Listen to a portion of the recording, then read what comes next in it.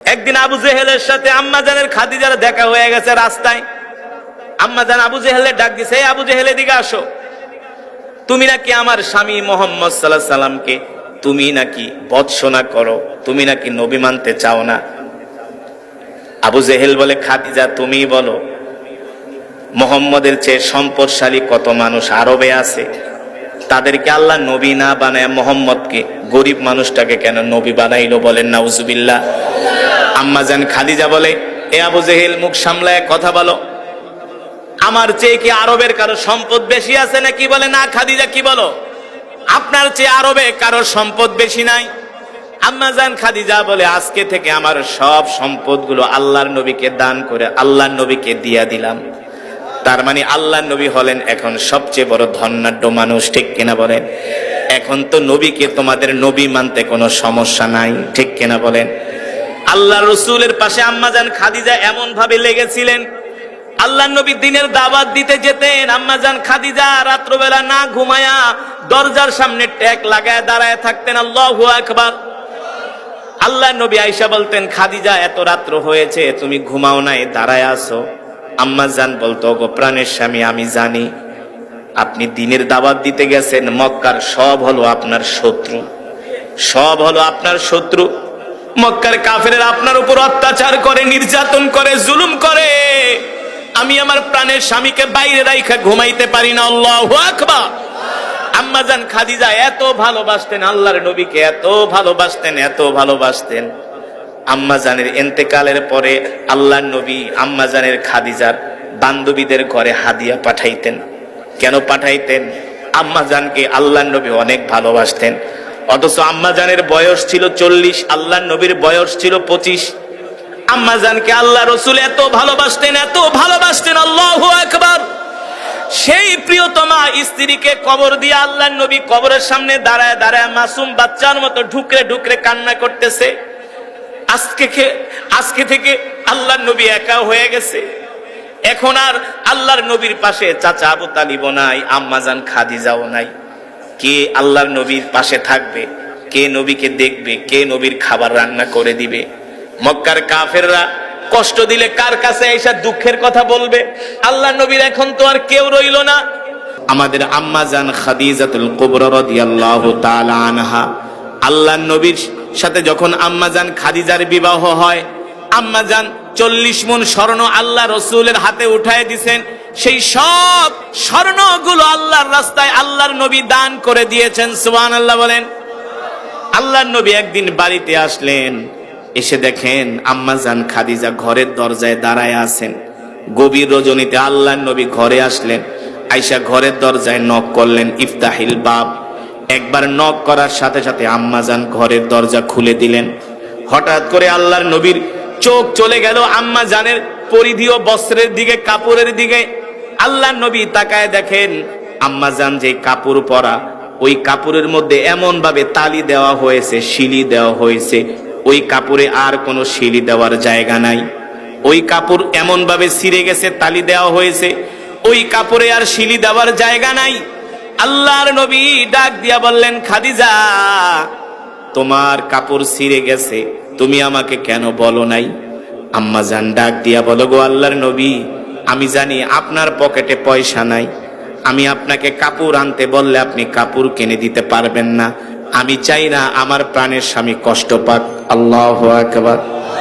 আম্মাজান বলো, গো আল্লাহর নবী, আমি দুনিয়াতে আপনার কাছে কিছু চাই না, তবে 3টা জিনিস আমি আপনার কাছে এখন চাইবো, আমাকে দিবেন কিনা? কয়টা জিনিস? জোরে বলেন, কয়টা?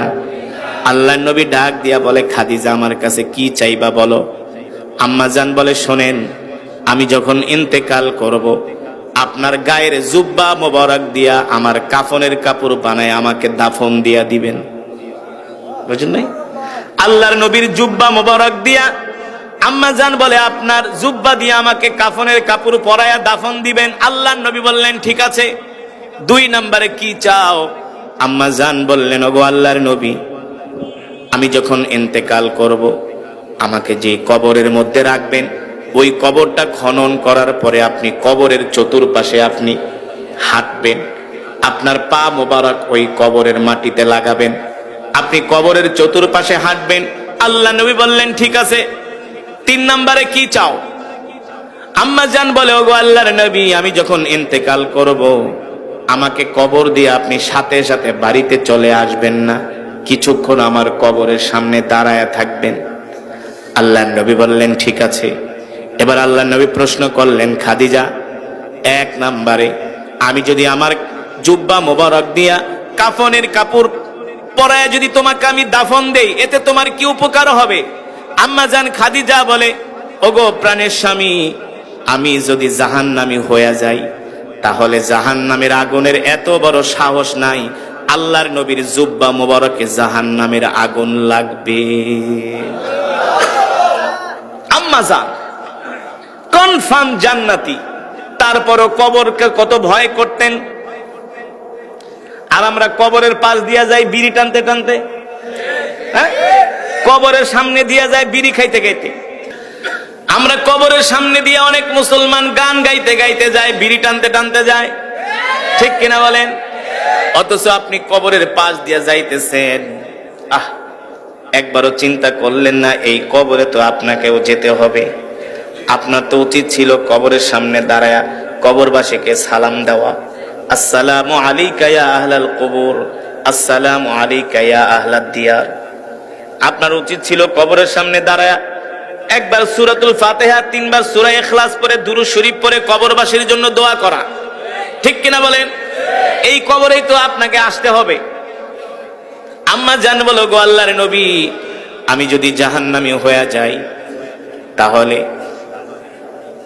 আমাকে যদি জাহান্নামের আগুনে দেওয়া হয়, ওই জাহান্নামের আগুনের এত বড় সাহস নাই, আল্লাহর নবীর জুব্বা মোবারকে জাহান্নামের আগুন লাগবে। আল্লাহ নবী বললেন, দ্বিতীয়ত খাদিজা, আমি তোমার কবরের চতুর্পাশে কেন হাঁটবো? আম্মা জান বলে, গো আল্লাহর নবী, যদি আমার আমলনামা খারাপ হয়, তাহলে তো কবর এক পাশের মাটি আর এক পাশের মাটিতে এসে চাপ দিবে, ঠিক কিনা বলেন? আল্লাহর নবীর পা মোবারক যদি কবরের মাটির চতুর্পাশে লাগে, ওই মাটির এত বড় সাহস নাই, আল্লাহর নবীর পা মোবারক ভেদ করে এক পাশের মাটি আর এক পাশে এসে খাদিজাকে চাপা দিবে, ঠিক কিনা বলেন? এই কারণে আপনি আমার কবরের চতুর্পাশে হাঁটবেন।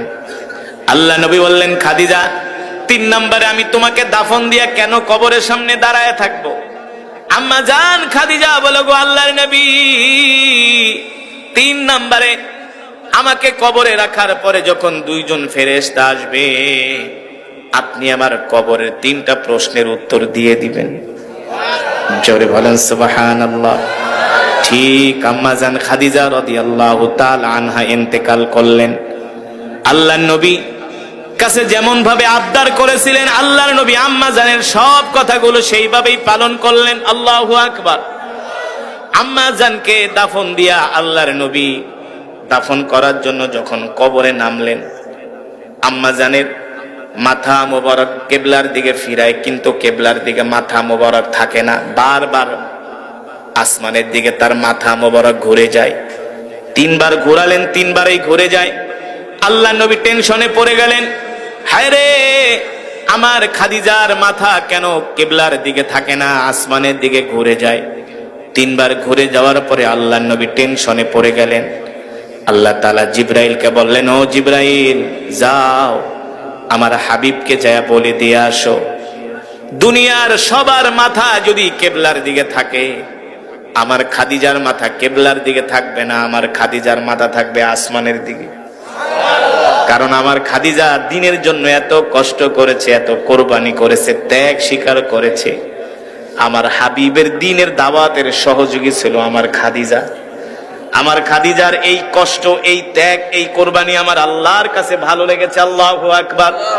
স্বয়ং আমি আল্লাহ রাব্বুল আলামিন আরশে আজিম থেকে আমি আমার খাদিজার চেহারাটা দেখবো। আল্লাহু আকবার।